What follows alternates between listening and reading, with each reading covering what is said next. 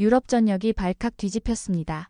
독일의 교통기술을 세계 최고로 자부하던 베를린 교통부 선임연구원이 한국에서 완전히 무너졌습니다. 25년 경력의 교통 전문가가 말도 안 된다며 냉소적으로 한국에 방문했지만 돌아온 그의 보고서는 유럽연합교통위원회를 발칵 뒤집어 놓았습니다. 독일 아우토반도 침묵할 수밖에 없었던 충격적인 사실과 그동안 우리가 미처 몰랐던 한국 교통 시스템의 진정한 가치. 도대체 그가 한국에서 목격한 것은 무엇이었을까요? 놀라운 이야기 지금 시작합니다. 안녕하세요. 저는 한스 바우어입니다. 베를린 교통부에서 25년간 근무한 정책 컨설턴트죠. 사람들은 제가 워낙 꼼꼼한 성격이라 독일 사람 중에서도 독일적이라고 말합니다. 제 명함에는 유럽 교통 시스템 선임연구원이라고 쓰여 있습니다. 독일의 교통 시스템이야말로 세계 최고라는 자부심으로 살아왔어요. 오늘도 저는 평소처럼 빳빳하게 다림질된 셔츠와 푸른색 넥타이를 메고 유럽연합교통위원회 회의실에 앉아 있습니다. 유럽연합교통위원회 회의장은 평소보다 분위기가 심상치 않았습니다. 회의실 정중앙에 놓인 대형 스크린에는 최근 발표된 세계 교통 효율성 지수가 표시되어 있었죠. 한눈에 봐도 이상한 점이 있었어요. 독일과 프랑스보다 한국의 순위가 더 높았습니다.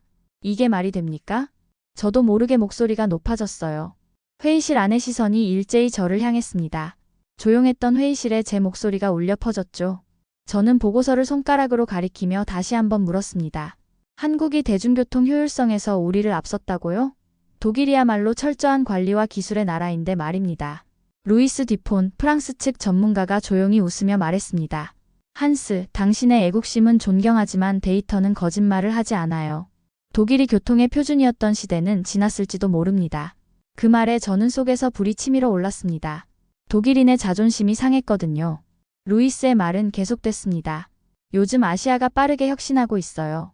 특히 한국은 지난 10년간 놀라운 발전을 이뤘죠. 저는 고개를 절레절레 흔들었습니다. 그럴 리가 없어요. 아마도 이 보고서에는 어딘가 오류가 있을 겁니다. 독일의 정밀함과 철저함을 따라올 수 있는 나라가 있을까요? 의장이 말했습니다. 이번 아시아 교통 혁신 모델 연구 프로젝트는 매우 중요합니다. 우리가 배울 점이 있다면 겸허히 받아들여야 하지 않을까요? 회의실 안은 조용한 동의로 가득 찼습니다. 저만 예외였죠. 한국의 교통 시스템이 독일을 앞질렀다니 도저히 납득이 가지 않았어요. 의장이 저를 바라보며 제안했습니다. 한스, 당신이 직접 한국에 가보는 게 어떨까요? 현장을 직접 보고 평가해 보세요. 제 안색이 변하는 걸 모두가 봤을 겁니다. 25년간 독일 교통 시스템의 우수성을 연구해온 저에게 이것은 일종의 도전과도 같았거든요.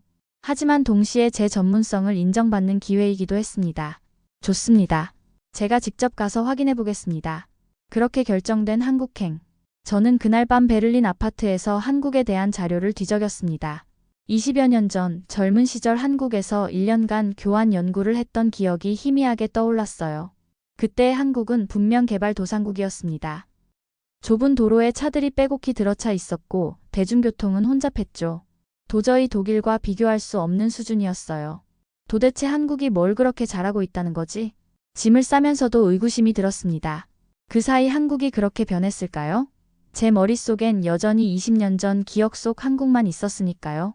베를린 공항에서 인천행 비행기를 기다리며 다시 한번 보고서를 펼쳤습니다. 한국의 대중교통 만족도, 정시 운행률, 연결성, 효율성. 모든 지표가 독일을 앞서고 있었어요. 이건 분명 잘못됐다고 생각했습니다. 제 눈으로 직접 확인해 봐야겠죠. 비행기에 오르며 저는 다짐했습니다. 독일의 교통 전문가로서 한국 시스템의 실효성을 철저히 평가하겠다고요. 만약 보고서가 맞다면 그들의 성공 요인을 분석해 독일의 시스템을 더 발전시킬 방법을 찾을 것입니다. 하지만 제 마음 한편에는 여전히 의심이 자리 잡고 있었어요. 과연 한국이 독일을 뛰어넘었을까? 비행기 창문 너머로 베를린의 풍경이 작아지는 것을 보며 생각했습니다. 이제 12시간 후면 모든 것을 제 눈으로 직접 확인할 수 있겠죠. 인천국제공항에 도착했습니다. 12시간의 비행 끝에 한국 땅을 밟는 순간 저는 잠시 멈춰 서서 주변을 둘러봤어요. 첫인상부터 다르네요. 공항이 너무 깨끗하고 질서정연했습니다. 자동화된 입국 심사대를 지나는 동안 독일 공항과 비교하며 놀라움을 감추려 했죠. 하지만 솔직히 인정할 건 인정해야겠습니다. 인천공항은 정말 인상적이었어요. 도착장에서 제 이름이 적힌 팻말을 든 중년 남성을 발견했습니다. 정장 차림의 그는 환한 미소로 저를 향해 걸어왔어요.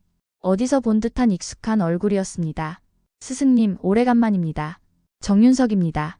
순간 머릿속에서 25년 전 기억이 떠올랐습니다. 베를린 공대에서 만났던 젊은 한국인 교환학생이 지금 제 앞에 서 있었어요. 윤석, 네가 이번 프로젝트를 맡았다고? 너무 놀라 독일어로 말했습니다. 윤석은 여전히 독일어를 완벽하게 구사했습니다. 그는 한국교통공단 연구원으로 일하고 있으며 저에게 한국을 직접 보여줄 수 있어 영광이라고 했어요. 윤석의 얼굴에는 존경심이 가득했지만 저는 왠지 불편했습니다. 제자였던 사람이 이제는 저를 안내한다니요. 마치 제자가 스승에게 가르치려 드는 느낌이었습니다. 자존심이 상했다고 해야 할까요? 공항에서 나와 윤석의 차에 탔습니다. 최신형 전기차였어요. 한국에서 전기차가 보편화된 것 같다고 언급하자 윤석은 정부의 적극적인 지원 정책과 잘 갖춰진 충전 인프라 덕분이라고 설명했습니다. 고속도로로 진입하면서 차장 밖 풍경을 바라봤습니다. 25년 전과는 완전히 달랐어요. 고층 빌딩들이 늘어서 있고 도로는 넓고 깨끗했습니다. 마지막으로 만난 때가 언제였는지 물었습니다. 25년 전 베를린에서 제 논문 지도하실 때였죠. 스승님께서 교통은 단순한 이동수단이 아니라 사회의 혈관이라고 가르쳐 주셨어요. 그 가르침이 제 연구의 기반이 됐습니다. 윤석의 말에 옛 기억이 떠올랐습니다. 제가 했던 말을 이렇게 오래 기억하고 있다니 감회가 새로웠어요. 그는 항상 좋은 학생이었습니다. 차는 서울 도심으로 들어섰습니다. 고층 빌딩 사이로 질서정연하게 달리는 자동차들, 넓은 보도에 걸어가는 사람들, 그리고 깨끗한 거리가 눈에 들어왔어요. 윤석과 저 모두 25년이란 세월이 많은 것을 바꿔놓았다는 사실에 공감했습니다. 스승님은 한국에 대해 어떤 인상을 갖고 계셨나요? 솔직히 답하자면 제 기억 속 한국은 여전히 발전도상국이었습니다. 좁은 도로에 차들이 뒤엉켜 있고 오염된 공기, 그리고 복잡한 대중교통. 하지만 지금 제 눈앞에 펼쳐진 한국은 완전히 달랐어요. 솔직히 말하자면 보고서의 내용이 과장됐다고 생각했어. 말을 끝맺지 못했습니다. 아직 판단하기엔 이르다고 생각했거든요. 첫인상만으로 결론을 내리는 건 독일인답지 않은 행동이니까요. 윤석은 내일부터 본격적인 일정이 시작되며 한국의 교통 시스템을 직접 경험해보면 더 많은 것을 이해할 수 있을 거라고 했습니다. 호텔에 도착해 체크인을 마치고 윤석과 헤어지기 전 내일 아침 8시에 만나기로 약속했어요. 제 방으로 돌아와 창문을 열고 서울의 야경을 바라봤습니다. 빛나는 고층 빌딩들, 강을 따라 이어지는 도로의 불빛, 그리고 밤늦게까지 활기찬 도시의 모습이 눈앞에 펼쳐졌어요. 과연 한국의 교통 시스템이 정말 독일을 앞섰을까 여전히 의구심이 남아있었지만 오늘 본 첫인상은 분명 기대 이상이었습니다. 베개에 머리를 기대며 내일의 일정을 생각했어요. 제자였던 윤석이 이제는 스승인 저에게 한국을 소개하는 가이드가 되었다는 사실이 아직도 믿기지 않았습니다. 잠에 들기 전 저는 내일 한국의 교통 시스템을 객관적으로 평가하겠다고 다짐했습니다. 감정에 휘둘리지 않고 데이터와 사실만을 바탕으로 판단하겠다고요. 그것이 바로 독일 전문가로서의 제 임무니까요. 아침 8시 윤석은 약속대로 호텔 로비에서 저를 기다리고 있었습니다. 오늘의 첫 일정은 한국의 무인 지하철 시스템 체험이었어요. 사실 무인 운전은 독일에서도 이미 시행 중인 기술입니다. 뮌헨과 함부르크에서도 자동화된 열차를 운영하고 있죠. 그래서 별다른 감흥 없이 윤석을 따라 나섰습니다. 오늘은 신분당선을 타보실 겁니다. 한국의 대표적인 무인 운전 시스템이죠. 윤석의 말에 고개를 끄덕였습니다. 택시를 타고 강남역으로 향했어요. 차장 밖으로 보이는 서울의 아침 풍경은 활기찬 에너지로 가득했습니다. 강남역에 도착해 개찰구를 지나는 순간 첫 번째 놀라움이 찾아왔습니다. 전체적으로 깨끗한 시설, 그리고 모든 곳에 설치된 디지털 안내 스크린이 눈에 들어왔어요. 플랫폼에 들어서자 전면 스크린 도어가 설치되어 있었습니다. 독일에서는 일부 역에만 있는데 여기는 모든 역에 갖춰져 있더군요. 정확히 몇 분 후에 열차가 도착하나요?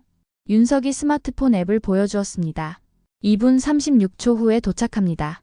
이 앱에서 실시간으로 열차 위치를 알 수 있어요. 놀랍게도 열차는 정확히 2분 36초 후에 도착했습니다. 내부는 깨끗했고 각 좌석 위로 디지털 정보 디스플레이가 있었어요. 무인 열차의 앞쪽에 서서 달리는 모습을 지켜봤습니다. 이건 단순한 자동화가 아니군요. 윤석이 자랑스러운 표정으로 설명했습니다. 시스템 전체가 유기적으로 연결되어 있습니다. 열차뿐 아니라 역사시설, 환승 정보까지 모두 통합 관리되고 있어요. 저는 독일과 비교하며 비판적인 시각을 유지하려 했어요. 우리도 뮌헨과 함부르크에서 자동화 열차를 운영하고 있어. 윤석은 미소를 지으며 물었습니다. 하지만 독일은 모든 노선이 자동화된 건 아니죠? 그 질문에 잠시 침묵했습니다. 윤석의 말이 맞았어요. 독일에서는 일부 노선만 자동화되어 있었습니다. 다음 역에서 환승구역으로 이동했어요. 환승 정보가 실시간으로 업데이트되는 디지털 안내판, 그리고 바닥에 설치된 LED 유도등이 눈에 띄었습니다. 이 LED 유도등은 열차가 도착하면 색상이 바뀌어 승객들에게 알려줍니다. 윤석의 설명을 들으며 이 시스템의 세심함에 감탄했습니다. 제 요청으로 무인운전 시스템의 통제실을 방문했어요. 통제실에 들어서자 대형 스크린들이 벽면을 가득 채우고 있었습니다. 모든 열차의 위치, 속도, 상태가 실시간으로 모니터링되고 있었어요. 통제실 책임자가 설명했습니다. 우리 시스템은 99.9% 이상의 정시 운행률을 자랑합니다. 그 말을 듣고 저는 깊은 인상을 받았습니다.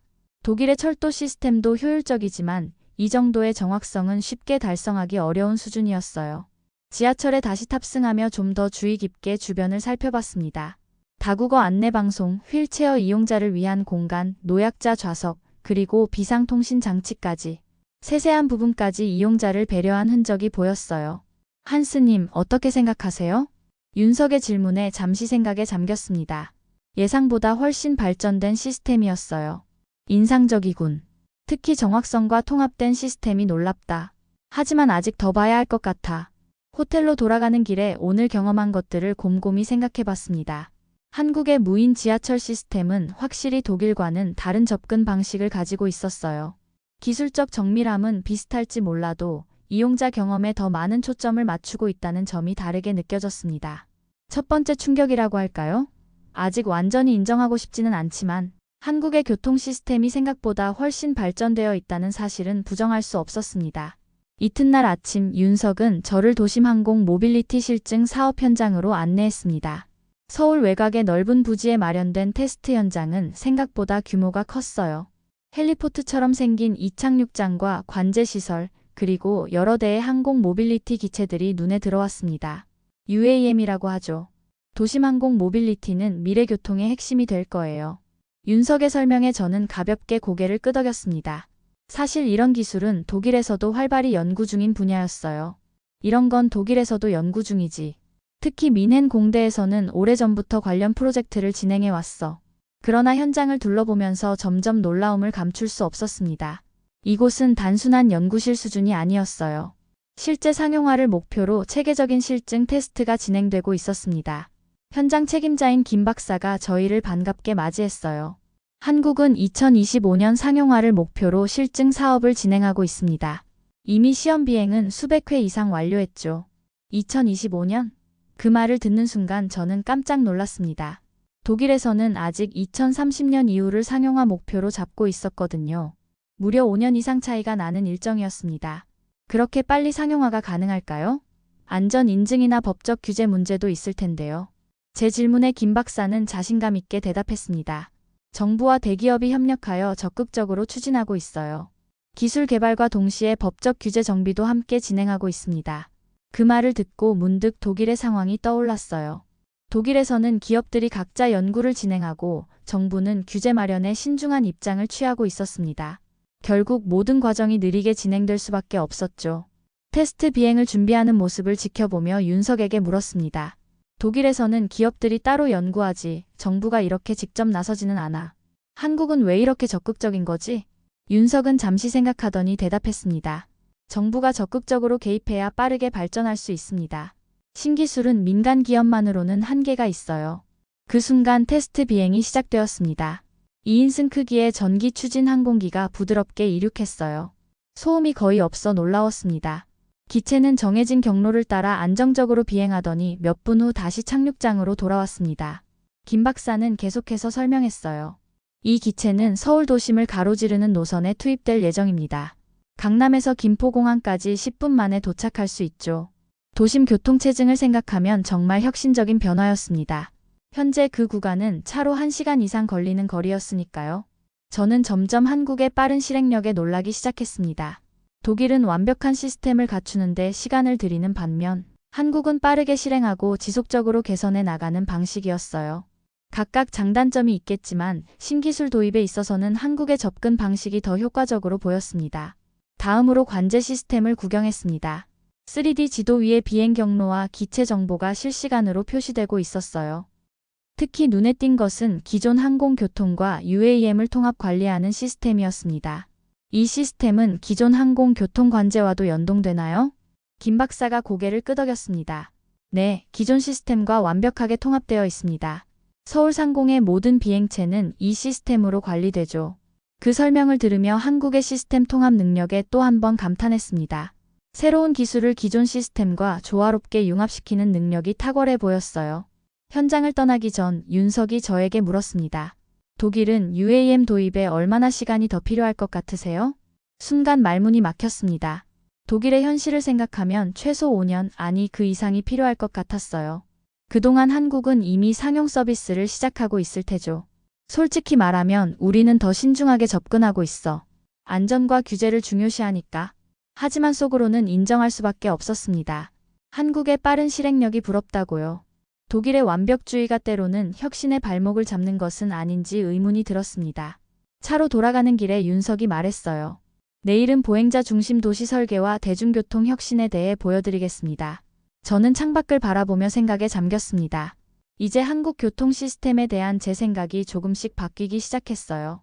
아직 완전히 인정하긴 이르지만 확실히 배울 점이 있다는 사실을 부정할 수 없었습니다. 셋째 날 윤석은 저를 서울 도심의 번화가로 안내했습니다. 오늘의 주제는 보행자 중심 도시 설계와 대중교통 혁신이었어요. 사실 저는 독일의 보행자 친화적 도시 설계에 자부심이 있었습니다. 프랑크푸르트나 베를린의 보행자 구역은 세계적으로도 유명하니까요. 윤석은 저를 큰 횡단보도 앞으로 데려갔습니다. 일견 평범해 보였지만 자세히 보니 바닥에 LED 조명이 설치되어 있었어요.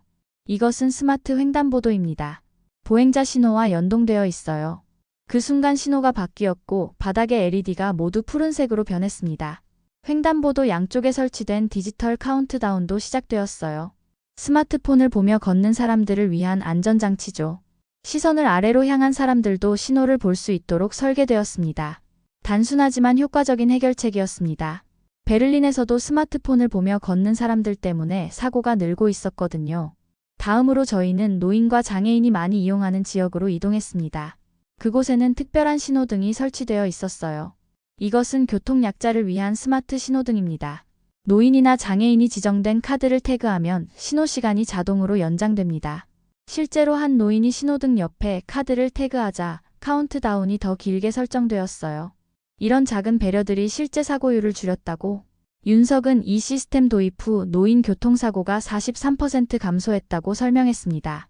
저는 감탄할 수밖에 없었어요. 독일에서도 노인 교통사고는 심각한 문제였으니까요. 25년 전 스승님께서 저에게 도시는 사람을 위해 존재해야 한다고 가르쳐 주셨죠. 그 말에 저는 잠시 말문이 막혔습니다. 제가 했던 말을 그가 기억하고 있다니 그것도 25년이나 지났는데 말이에요. 다음으로 우리는 버스 정류장으로 이동했습니다. 정류장에는 대형 디지털 디스플레이가 설치되어 있었고 실시간으로 버스 위치와 도착 예정 시간이 표시되고 있었어요. 윤석이 추천한 앱을 설치해보니 주변의 모든 대중교통 정보가 통합되어 있었습니다. 버스, 지하철, 심지어 공유 자전거까지 모든 정보를 한눈에 볼 수 있었어요. 결제까지 모두 이 앱으로 가능하다니 놀라웠습니다. 우리는 이어서 보행자 천국이라 불리는 지역으로 이동했어요. 주말에만 차량 통행을 제한하고 보행자에게 도로를 개방하는 곳이었습니다. 독일의 보행자 구역과 비슷하지만 우리는 지역 상권과 문화를 결합했습니다. 단순히 걷는 공간이 아니라 경험하는 공간으로 만든 거죠. 마지막으로 자전거 도로를 살펴봤습니다. 자전거 도로는 차도와 완전히 분리되어 있었고 곳곳에 자전거 대여소가 있었어요. 이 시스템도 앱과 연동되어 있어 자전거를 대여하고 반납하는 모든 과정이 디지털화되어 있었습니다. 하루 일정을 마치고 저녁 식사를 하며 윤석이 물었습니다. 어떻게 생각하세요? 우리의 보행자 중심 정책에 대해서요. 저는 솔직하게 대답했습니다. 인상적이야. 특히 기술과 인간 중심 설계가 잘 조화되어 있어. 독일이 배울 점이 많은 것 같아. 호텔로 돌아가는 길에 저는 오늘 본 것들을 곰곰이 생각했습니다. 한국의 보행자 중심 정책은 단순히 안전만 생각한 것이 아니라 사람들의 경험과 편의성까지 고려했다는 점이 인상적이었어요. 이것이 바로 제가 25년 전 윤석에게 가르쳤던 사람 중심의 도시의 참모습이 아닐까 하는 생각이 들었습니다. 나흘째 되는 날 윤석은 저를 서울 외곽으로 안내했습니다. 오늘의 일정은 한국의 고속도로 시스템을 체험하는 것이었어요. 독일인으로서 저는 아우토반에 대한 자부심이 있었습니다. 속도 제한 없는 고속도로라는 독일만의 특징은 세계적으로 유명하니까요. 윤석의 차로 고속도로 진입로에 들어섰습니다. 제가 예상했던 것과 달리 톨게이트에서 차를 멈추지 않았어요. 천장에 설치된 장비가 삐 소리를 내며 우리는 그대로 통과했습니다. 방금 그건 뭐였죠? 윤석이 차 앞유리 위쪽을 가리켰습니다. 하이패스라고 합니다. 선불 카드가 내장된 단말기예요. 차를 멈추지 않고도 통행료를 지불할 수 있습니다. 저는 이 시스템에 깊은 인상을 받았습니다. 독일에서도 비슷한 시스템이 있지만 이렇게 광범위하게 보급되어 있지는 않았어요. 고속도로에 진입한 차들이 모두 멈추지 않고 통과하는 모습은 놀라웠습니다. 이 정도면 도로 정체가 줄어들 수밖에 없군요. 윤석이 고개를 끄덕였습니다. 하이패스 도입 후 톨게이트 정체가 80% 이상 감소했어요. 연료 소비와 대기 오염도 크게 줄었습니다. 고속도로를 달리면서 도로 위의 전광판도 눈에 띄었습니다. 실시간 교통정보와 우회 경로, 심지어 날씨 정보까지 제공하고 있었어요. 이 시스템은 지능형 교통 시스템의 일부입니다. 도로 곳곳에 설치된 센서가 교통량을 측정하고 이 데이터를 바탕으로 최적의 경로를 제안하죠. 윤석의 설명을 들으며 저는 독일의 교통정보 시스템을 떠올렸습니다.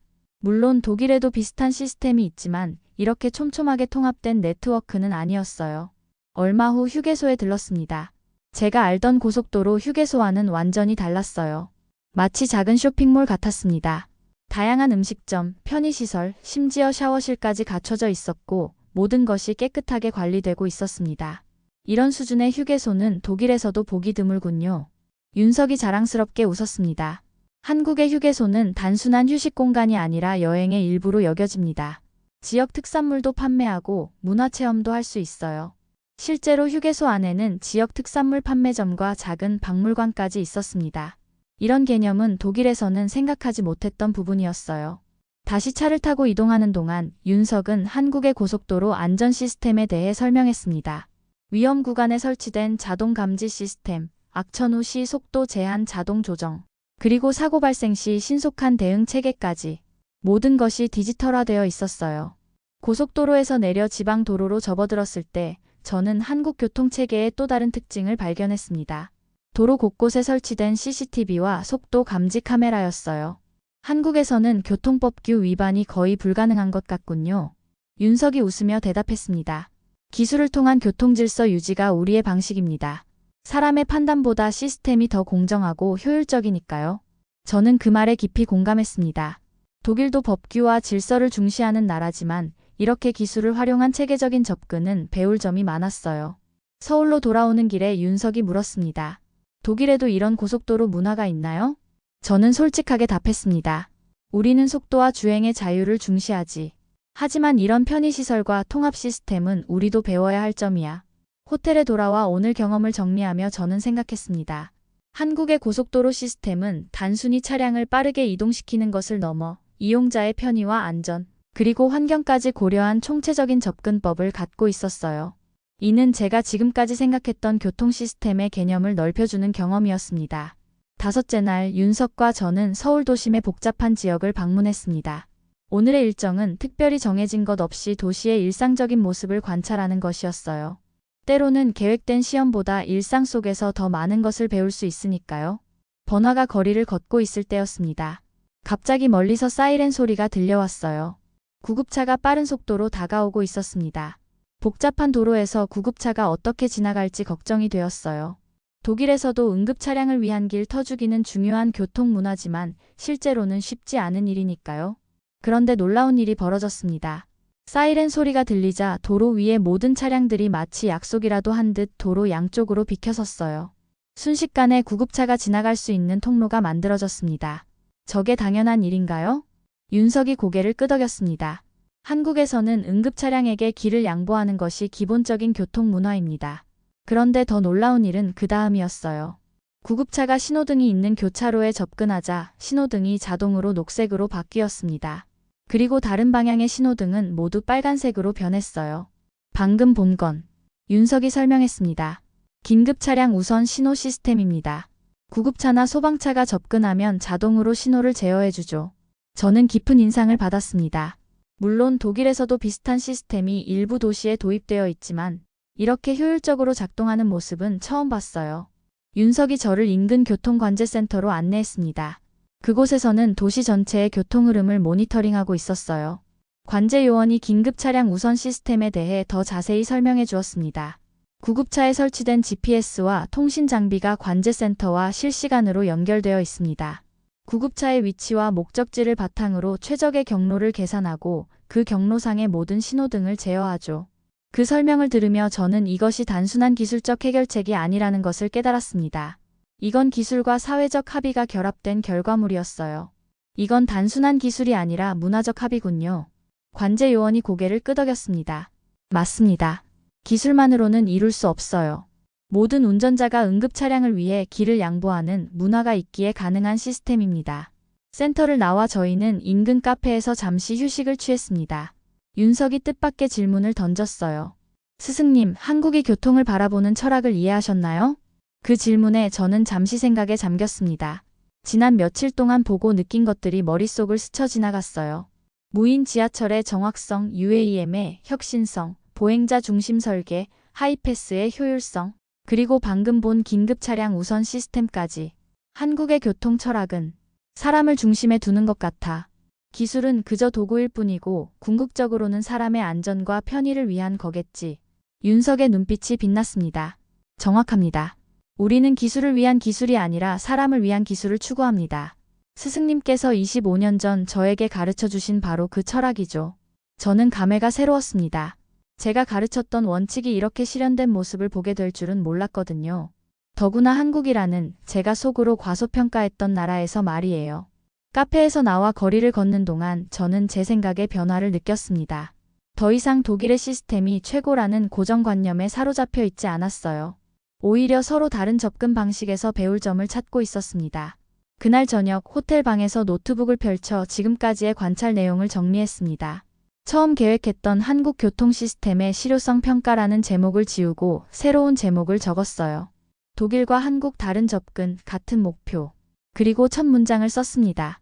한국의 교통 시스템은 독일과 다른 접근 방식을 취하고 있지만 그 효율성과 혁신성은 부정할 수 없다. 마침내 저는 제 생각의 변화를 인정했습니다. 이것이 바로 결정적인 변화의 순간이었어요. 베를린 공항에 도착했습니다. 한국에서의 일주일이 마치 꿈처럼 느껴졌어요. 공항을 빠져나오며 독일의 교통 시스템을 새로운 시각으로 바라보게 되었습니다. 전에는 당연하게 여겼던 것들이 이제는 비교의 대상이 되었어요. 택시를 타고 집으로 향하는 길, 운전사에게 물었습니다. 응급차가 오면 어떻게 하시나요? 운전사가 당연하다는 듯 대답했습니다. 물론 길을 비켜주죠. 독일 법에도 그렇게 되어 있잖아요. 맞는 말입니다. 하지만 한국에서 본 것처럼 신호등까지 자동으로 제어되는 시스템은 없었어요. 그 차이가 새삼 느껴졌습니다. 집에 도착해 짐을 풀고 내일 있을 유럽연합교통위원회 발표 자료를 준비했습니다. 처음 계획했던 한국 시스템의 문제점이라는 주제는 완전히 사라졌어요. 대신 한국에서 배울 수 있는 교통혁신이라는 제목으로 바꿨습니다. 발표 당일 회의실은 전과 같이 유럽 각국의 교통 전문가들로 가득 찼습니다. 모두 제 평가 결과를 궁금해하는 눈치였어요. 특히 루이스 듀포는 미소를 띤 채 앉아 있었습니다. 한스, 한국의 교통 시스템은 어땠나요? 의장의 질문에 저는 깊게 숨을 들이마셨습니다. 그리고 솔직하게 말했어요. 저는 틀렸습니다. 회의실이 순간 조용해졌습니다.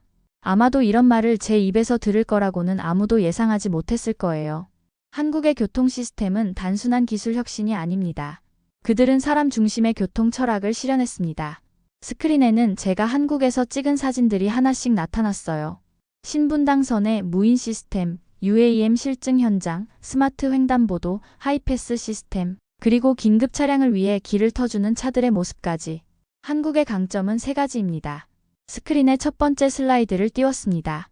첫째, 빠른 실행력입니다. 우리가 계획을 세우는 동안 그들은 이미 실행하고 있었습니다. 다음 슬라이드로 넘어갔습니다. 둘째, 통합적 접근입니다. 모든 교통수단이 하나의 시스템으로 연결되어 있습니다. 마지막 슬라이드를 보여주며 강조했습니다. 마지막으로 사용자 중심 설계입니다. 이용자의 편의를 최우선으로 고려한 시스템이죠.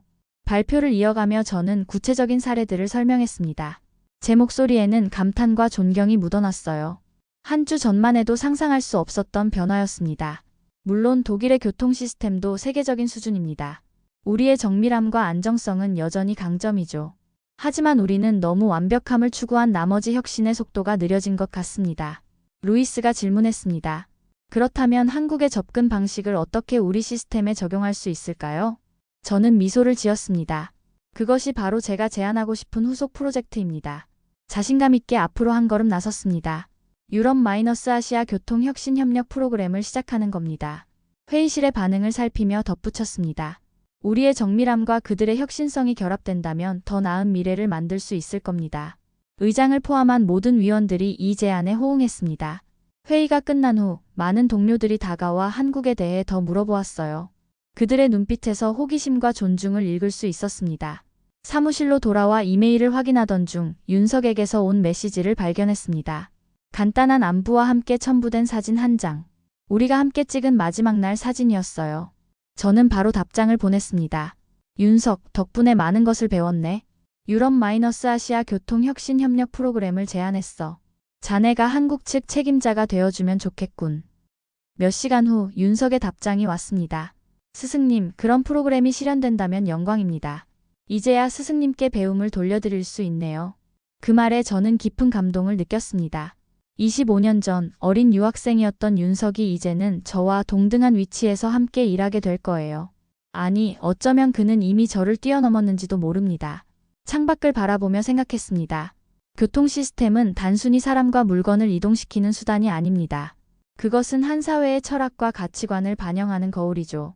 한국의 시스템에서 저는 효율성과 혁신뿐만 아니라 사람에 대한 깊은 배려를 보았습니다. 이제 저는 더 이상 독일 방식이 최고라고 고집하지 않습니다. 각 나라의 장점을 존중하고 서로에게서 배우는 열린 마음이 진정한 전문가의 자세라는 것을 깨달았어요. 베를린의 저녁 하늘을 바라보며 미소 지었습니다. 이번 여행은 교통 시스템에 대한 평가를 넘어 제 자신의 고정관념을 깨는 여정이었습니다. 때로는 철저한 계획보다 열린 마음이 더 중요한 법이죠. 오늘의 이야기 어떠셨나요? 세계가 인정한 한국의 교통혁신을 다시 한번 확인했습니다. 그러나 첨단 기술보다 빛난 것은 사람 중심의 철학이었습니다. 배움을 청하던 나라에서 이제는 세계가 배우는 나라로 우리는 계속해서 새 역사를 써나갈 것입니다. 오늘도 끝까지 함께 해주셔서 감사합니다. 재미있게 보셨다면 구독과 좋아요로 힘을 더해주세요. 다음에도 더 흥미진진한 사연으로 찾아뵙겠습니다. 여러분의 사연 제작소 감동 나누기였습니다. 감사합니다.